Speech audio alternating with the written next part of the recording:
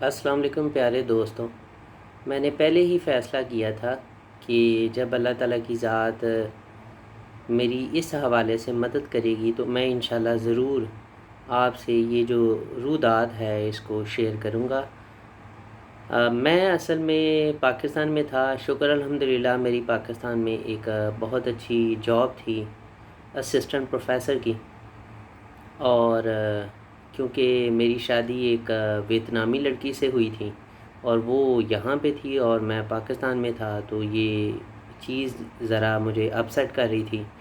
جو ایک فیملی ہے وہ سٹارٹ نہیں ہو پا رہی تھی۔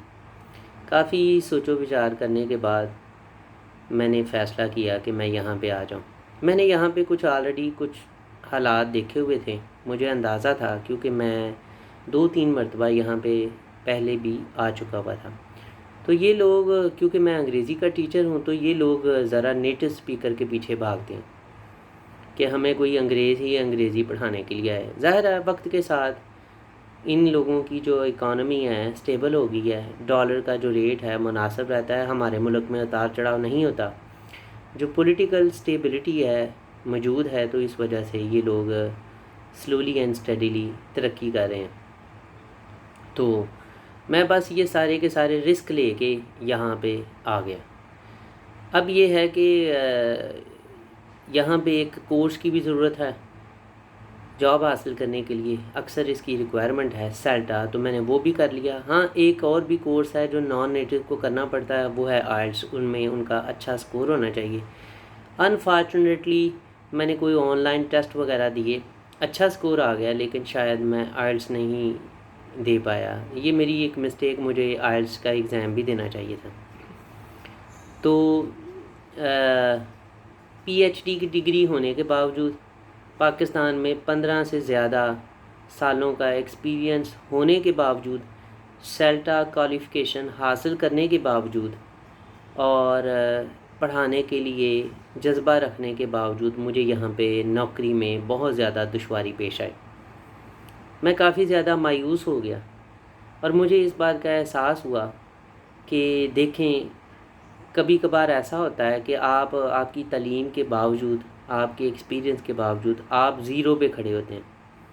ایسے ہی انسان کا حال ہوگا جب انسان اللہ کی بارگاہ میں جائے گا، تو اس کے پاس حج کرنے کے، اس کے پاس نمازیں پڑھنے کے، تہجد گزار ہونے کے بڑے بڑے اعمال ہوں گے، لیکن اللہ تعالیٰ کی ذات اسے ککھ پلے نہیں ڈالے گا اور اس کو بالکل زیرو کر دے گا کہ تمہارے یہ سب اعمال بیکار ہیں، تمہارے یہ جو سارے معاملات بیکار ہیں، تم نے میرے نبی کریم صلی اللہ علیہ وآلہ وسلم کی سیرت کو صحیح طرح نہیں اپنایا، یا تم نے اگر یہ شہادت حاصل کی تو دل میں یہ تھا کہ لوگ مجھے شہید کہیں، یا تم یہ سارے اعمال لوگوں کو محض دکھاوے کے لیے کرتے تھے، تو لہٰذا ان کا کوئی فائدہ نہیں رہا، زیرو پہ سارے کے سارے چلے گئے، یا کوئی گستاخی ہوگی جس کی وجہ سے وہ سارے کے سارے اعمال زیرو پہ چلے گئے۔ خیر، میں آگے سلسلہ بڑھاتا ہوں۔ یہ کمپیئر کر رہا ہوں کہ میری زندگی میں جو بھی واقعات ہوتے ہیں تو میں اس سے کوئی نہ کوئی سبق لینے کی کوشش کرتا ہوں کہ آخر میں اللہ تعالیٰ کی ذات اس میں مجھے کیا سمجھانا چاہ رہی۔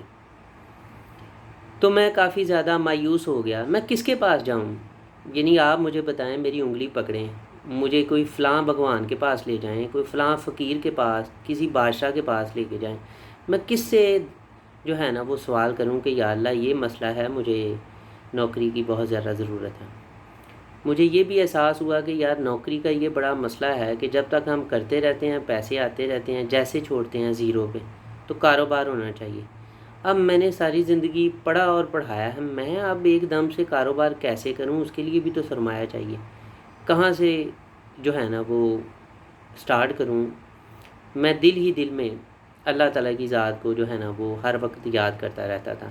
دل میں یہ بھی سوچتا تھا کہ میں بار بار اللہ اللہ جو کرتا ہوں تو اللہ تعالیٰ کی ذات نے امتحان میں ڈال دیا ہوگا کہ میں دیکھتا ہوں کہ یہ میرا جو بندہ ہے کتنا کا صبر کر سکتا ہے۔ خیر، میں بھی اللہ تعالیٰ کی ذات کی صبر پہ رہا اور جو اس کی ریکوائرمنٹ ہے پوری کرتا رہا اس جاب کی تلاش کے لیے۔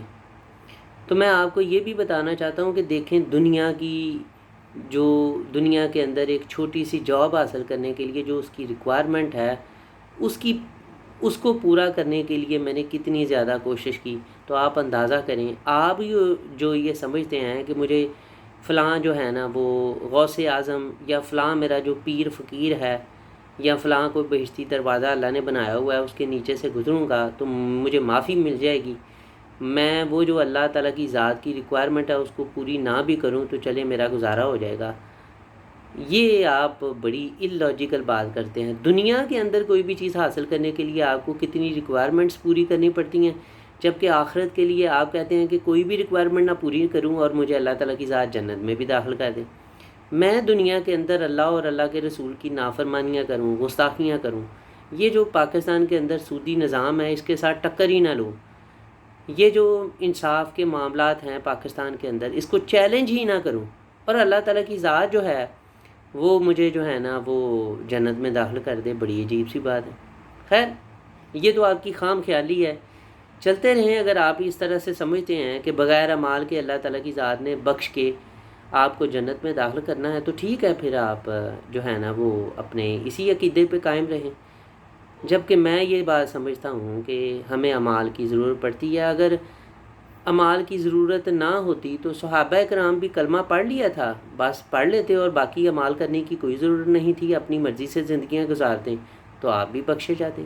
آپ کو تو کیونکہ آپ نبی کریم صلی اللہ علیہ وسلم کے ساتھی تھے تو پھر آپ کو تو ہم سے زیادہ جو ہے نا وہ پرواہ کرنے کی تو ضرورت ہی نہیں تھی۔ خیر اس کے بعد آگے چلتے ہیں۔ تو میں دل میں میرے ایک دوست تھے، وہ کہا کرتے تھے کہ ڈاکٹر صاحب آپ ہمیشہ نا اپنے آپ کو کریڈٹ نہیں دیتے، تو میں کہتا تھا کہ یار میری زندگی کا معاملہ کچھ اور ہے، میں اللہ تعالیٰ کی ذات کو جو مجھے تھوڑی بہت اللہ تعالیٰ کی ذات نے اپنی جو ہے نا وہ پاک ذات کا ادراک دیا ہے، تو میں سمجھتا ہوں کہ ہم اللہ کی بارگاہ میں کچھ بھی نہیں ہیں، تو میں تو کچھ بھی نہیں ہوں۔ مجھے پتہ ہے کہ میرا علم، میری فکر، میری سوچ، میرا کلمہ پڑھنا بھی ہو سکتا ہے کہ اللہ تعالیٰ کی ذات کو کوئی بھی چیز پسند نہ آئے اور مجھے زیرو کر دے، تو اس لیے میں جب بھی اللہ کی بارگاہ میں کھڑا ہوتا ہوں دعا کے لیے تو میں ہمیشہ یہ بات کہتا ہوں کہ یا اللہ I am nothing without you, یعنی میں تیرے بغیر کچھ بھی نہیں ہوں، اور میں ہمیشہ ایسا ہی کہتا ہوں۔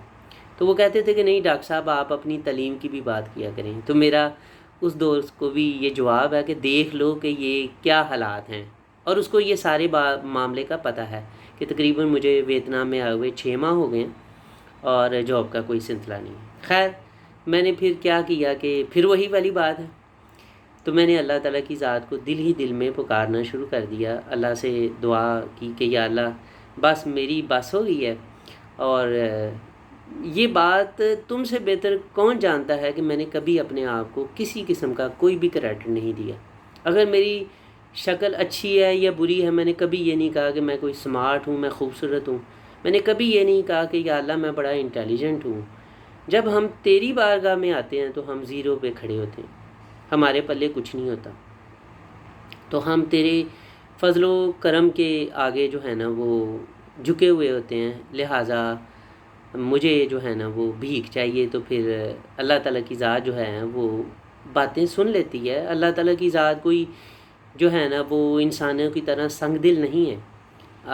اگر انسان اللہ تعالیٰ کی ذات سے سچے دل کے ساتھ کوئی چیز مانگے تو اللہ تعالیٰ کی ذات دے دیتی ہے۔ اللہ تعالیٰ کی ذات کو انسانوں سے زیادہ انسانوں کا احساس ہوتا ہے، تو اللہ تعالیٰ کی ذات نے جو ہے نا وہ ایک سلسلہ بنا دیا نوکری کا، تو شکر الحمدللہ آج مجھے انہوں نے کانٹریکٹ بھیج دیا ہے، اب میں نوکری کرنے کے لیے جا رہا ہوں۔ اچھا نوکری کے لیے یہ کوئی ایک دور دراز کا علاقہ ہے، جتنی سیلری ہے جتنی میں سمجھتا تھا کہ میری سیلری ہوگی یہ اتنی بھی نہیں ہے، لیکن خیر کوئی بات نہیں، میں خوشی کے ساتھ اور شکر کے ساتھ کہ 6 ماہ کے اندر بھی تو میں نے کوئی پیسہ نہیں کمایا نا، تو چلیں کوئی بات نہیں، جہاں اللہ تعالیٰ کی ذات جس حال میں بھی رکھے خوش رکھیں، میں خوش ہوں اور میں نے اس کو فوری طور پر جو ہے نا وہ قبول کر لیا۔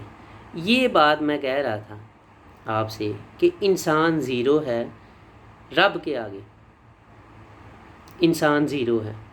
آپ چاہے آرمی کے اعلیٰ افسر ہیں، آپ چاہے عمران خان ہیں، آپ چاہے سعد حسین رضوی ہیں، آپ چاہے خادم حسین رضوی ہیں، آپ احمد رضا خان بریلوی ہیں، آپ چاہے کوئی اور بڑے جو ہیں نا وہ پرسن ہیں، جو کوئی بھی ہیں، آپ کوئی ریلیجس لیڈر ہیں، آپ اللہ تعالیٰ کی بارگاہ میں بالکل زیرو ہیں، جیسے میں زیرو ہوں۔ ہر انسان اللہ کی بارگاہ میں زیرو ہے، جو بھی انسان ہے۔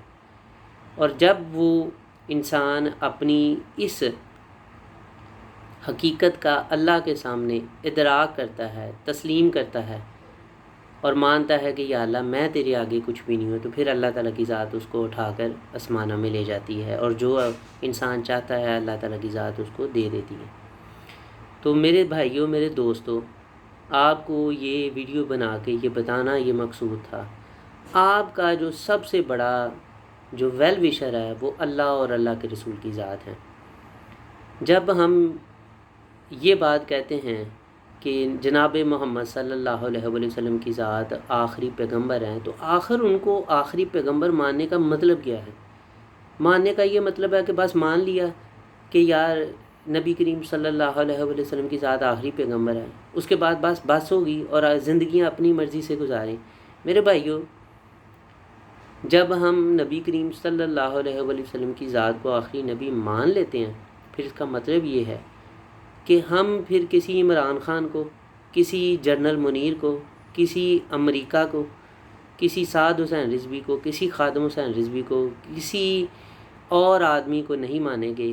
ہم جو ڈکٹیشن لیں گے، جس کے طریقہ کار کے مطابق اپنی زندگی گزاریں گے، وہ ہے جناب محمد صلی اللہ علیہ وآلہ وسلم کی ذات۔ That's it. اس کے بعد باقی بات ختم ہو جاتی ہے۔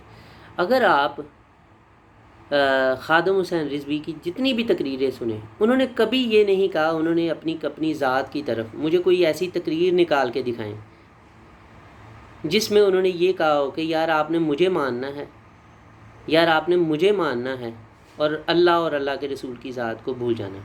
انہوں نے کبھی یہ بات نہیں کہا۔ میں نے جتنی بھی ان کی تقریریں سنی ہیں، انہوں نے ہمیشہ جناب محمد صلی اللہ علیہ وآلہ وسلم کی ذات کی طرف ہی اشارہ کیا ہے، اللہ اور اللہ کے رسول کی ذات کی طرف ہی اشارہ کیا ہے کہ نبی کریم صلی اللہ علیہ وآلہ وسلم کی ذات کو ہم ماننا۔ ٹھیک ہے؟ وہ جو ان کا ہے، انہیں جانا انہیں مانا، بس انہیں جانا انہیں مانا۔ جب آپ نبی کریم صلی اللہ علیہ وآلہ وسلم کی ذات کو مانتے ہیں تو پھر خادم حسین رضوی کی، سعد حسین رضوی کی، عمران خان کی، کسی اور آدمی کی کوئی کسی قسم کی ضرورت نہیں رہتی۔ یہ جو آپ نے چھوٹے چھوٹے بت بنائے ہوئے ہیں انسانوں کے، اس سے باہر نکلیں، مہربانی ہے اس سے باہر نکلیں اور خالص اللہ اور اللہ کے رسول کی ذات کی طرف لپکیں۔ اللہ اور اللہ کے رسول کی ذات جو دے اسے لے لیں، جس سے اللہ تعالیٰ کی ذات اور اس کا رسول صلی اللہ علیہ وآلہ وسلم کی ذات منع کرے اس سے دور ہو جائیں۔ نبی کریم صلی اللہ علیہ وآلہ وسلم کی سیرت مبارکہ کیا ہے، اس کے اوپر عمل کرنا، اس کے اوپر عمل کریں۔ اگر آپ اور میں، ہم سب نجات کی طرف جانا چاہتے ہیں، یہ دنیا نے ختم ہو جانا ہے، میں بھی آہستہ آہستہ ختم ہو رہا ہوں۔ یہ میری داڑھی کے اندر چاندی آ رہی ہے آہستہ آہستہ، یہ تو شیپ کی ہوئی ہے تو اس لیے آپ کو شاید نظر نہیں آ رہی ہوگی، لیکن مجھے ہلکی ہلکی سفیدی نظر آ رہی ہے۔ مجھے پتہ ہے کہ میرے بال بھی، یہ میں نے کلر کیا ہوا ہے، ویسے یہ سفید ہی ہو گئے ہیں۔ تو میں بھی آہستہ آہستہ بڑھاپے کی طرف جا رہا ہوں، آپ لوگ بھی بڑھاپے کی طرف جا رہے ہیں۔ اس دنیا میں کسی نے رہنا نہیں ہے۔ بچت آپ کی کس معاملے میں ہے؟ ہر ایک انسان کی، وہ جناب محمد صلی اللہ علیہ وآلہ وسلم کی ذات کی ہے۔ کیونکہ میں اس وقت ہنوئی میں رہ رہا ہوں، تو میں کل ویسے ہی میری طبیعت ٹھیک نہیں تھی، کیونکہ مجھے یہ یورک ایسڈ کا مسئلہ ہے، تو میرا بازو درد کر رہا تھا، تو سارا دن میں گھر میں ہی لیٹا رہا۔ تو میں شام کے وقت کھانا کھا کے میں باہر نکل جاتا، تو میں ویتنام کے جو گلی گوچے ہیں، بازار ہیں، اس میں چل رہا تھا۔ میں نے بے شمار خواتین کو دیکھا جو بیٹھی شراب پی رہی تھیں، جو آدھ ننگی تھیں، اور بے شمار لوگ مجھے انوائٹ کر رہے تھے۔ ایک بندہ میرے پاس بھی آیا تو اس نے مجھے کہا کہ یہ دیکھو بڑی پیاری عورتیں ہیں، اگر تمہیں کوئی چاہیے تو ہم سے بات چیت کرو۔ تو میں ان کو انکار کر کے بس وہاں سے گزر گیا۔ تو میں اندر سے بہت زیادہ سیڈ فیل کیا۔ میں نے کہا کہ یا اللہ، یہ کس طرف لوگ جو ہیں نا وہ پڑے ہوئے ہیں، انہیں اپنے رب کی پہچان کا بالکل بھی پتہ نہیں ہے۔ ان کا رب کون ہے، کیا کر رہا ہے، کیا چاہتا ہے ان سے، ان کے ساتھ کیا ہوگا، ان کو بالکل بھی کسی چیز کا کوئی بھی علم نہیں ہے۔ میں ان کے لیے کیا کروں، کیسے ان کو جگاؤں، کیونکہ ان کے ملک کا قانون یہ ہے کہ میں اگر یہاں پہ اسلام کی بات کروں گا، اسلام پھیلانے کی کوشش کروں گا، یہ مجھے جیل میں قید کر دیں گے یا یہ مجھے ڈپورٹ کر دیں گے۔ تو لہٰذا میں کیا کروں، کیسے ان کے ساتھ کمیونیکیٹ کروں، کیسے ان کو یہ میں بات بتاؤں۔ یہ وہ بات ہے جو میں آپ کو اکثر یہ بات کہتا ہوں کہ مسلمان کا کام یہ ہے کہ وہ اللہ اور اللہ کے رسول کی ذات کا پیغام ہر شخص تک پہنچائے، یہ آپ کی ذمہ داری ہے۔